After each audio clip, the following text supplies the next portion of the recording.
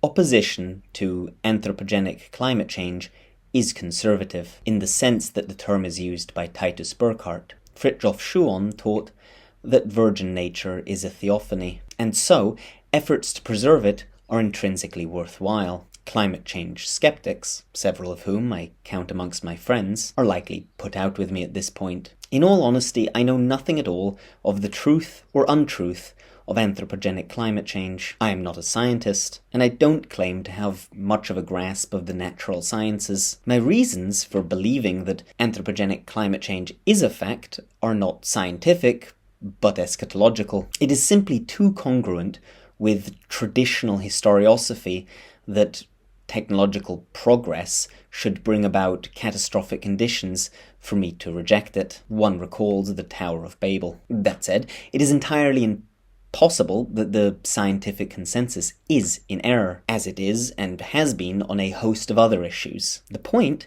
I aim to make in what follows is not contingent on the reality or unreality of anthropogenic climate change. Climate change skeptics are likely to point to the instrumentalization of concerns about anthropogenic climate change being yet another occasion for the metastasization of the state. These concerns are well-founded, but it is important to remember at this juncture in the Kali Yuga that there is little, if anything, that cannot be made an instrument of decline. This is to be distinguished from those things that are intrinsically harmful to tradition. Skeptics may also, assuming that they are otherwise sympathetic to my perspective, point to the anti-traditional, pseudo-religious nature of certain anti-climate change movements. There is, admittedly, a tendency towards pantheism in the way they divinize the natural world. This is a legitimate concern. They will also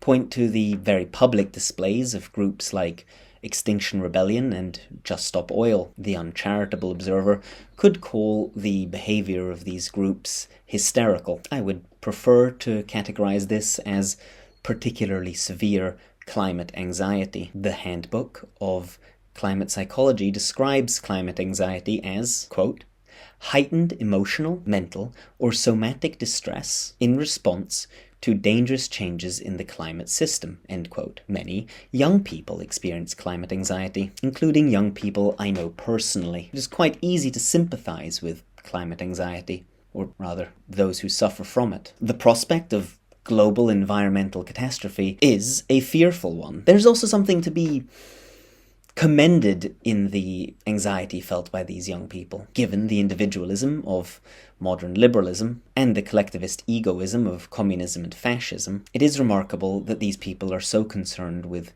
global well-being. I'd like to address a few words to these people. I believe that the distress that you feel about the fate of the world speaks to the existence of what I call the will to the good, contrary to the naively cynical modern notion that all are driven by self-interest.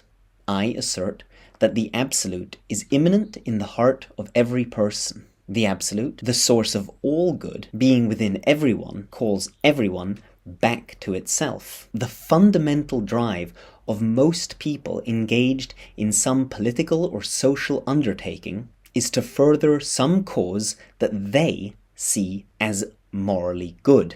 This is not to say that there are no nakedly self-interested people, or that self-interest does not cohabitate in the human heart with the desire for the good.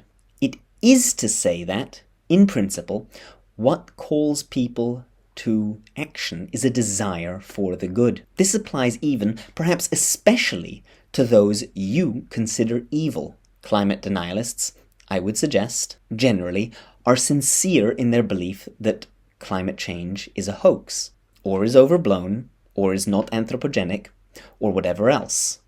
Almost everyone can hear the call of the absolute. What distinguishes the good from the bad person, at least in the domain of political and social action, is less self-conscious evil on the part of the latter, than rather being mistaken about what constitutes the good. To return to the topic of climate anxiety, I'd like to offer you an insight that might bring you some comfort. The intensity of your anxiety, An anxiety I have more than once personally observed to be so intense it amounts to a crippling despair is a product of a lack of a spiritual dimension in your worldview. If you do not see anything beyond this world, if you do not believe in anything after this life, then this world takes on a total importance. The prospect of the loss of this world becomes a total catastrophe. If this is your worldview, then it is no surprise that you should suffer from climate anxiety. I have the utmost empathy with you. So, I urge you to accept what all of our ancestors knew to be true, that this world does not exhaust all that is. There is a world beyond this one, and a life after death. If you know this truth, that this world is not everything, then you won't feel quite so gripped with terror at the prospect of its end. This is not an argument for indifference towards the world. Rather, I'm recommending the attitude of Prince Arjuna as described in the Bhagavad Gita. Do the right thing for the sake of doing the right thing, and adopt an inner attitude of indifference to your success or failure.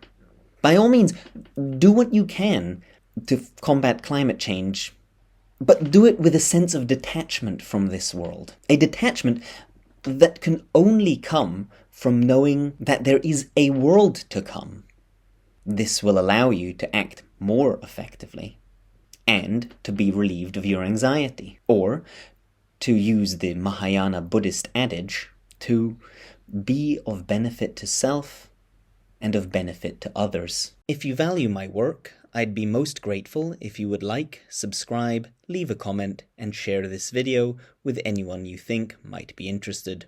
If you would like to support me in working on this project, I'd be deeply thankful if you would consider becoming a regular supporter through Patreon or making a one-time donation through Ko-fi, links in the description. If you'd prefer to read my essays over the video format, they are all available in written form on Substack, link also in the description.